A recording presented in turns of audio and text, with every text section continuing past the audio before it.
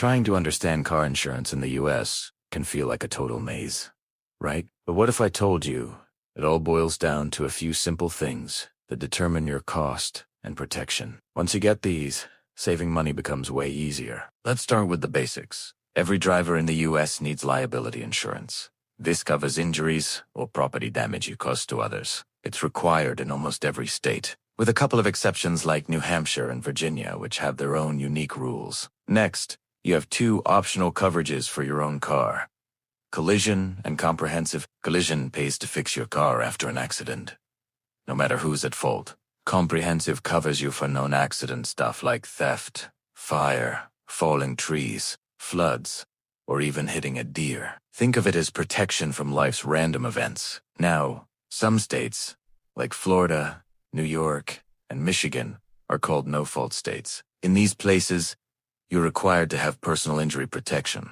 or PIP, which covers your own medical bills, regardless of who caused the accident. Other states might offer something similar called medical payments coverage, or MedPay.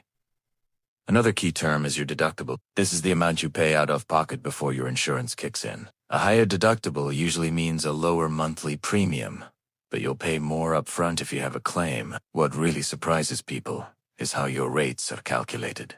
Insurers look at your age, driving record, where you live, how much you drive, the type of car you have, and even your credit score in most states. However, places like California, Hawaii, and Massachusetts don't allow credit scores to be used. So, how do you actually save money?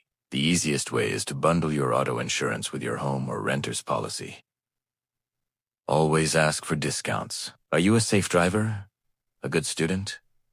Many insurers offer breaks for these. Some even have telematics apps that track your driving habits and reward you for being safe. If you don't drive much, look into Lomalid discounts. My best advice, shop around every 6 to 12 months. Rates change all the time, and you can often find a better deal just by switching companies. If you have an older car, you might consider dropping full coverage if the car's value is low. Why pay a high premium to insure a car that isn't worth much? But the single most powerful way to keep your rates low is to maintain a clean driving record. One accident or ticket can raise your premium for years. When you understand these key pieces, you can compare quotes confidently, avoid paying for coverage you don't need, and start saving money right away. Thanks for watching, and don't forget to subscribe for more tips.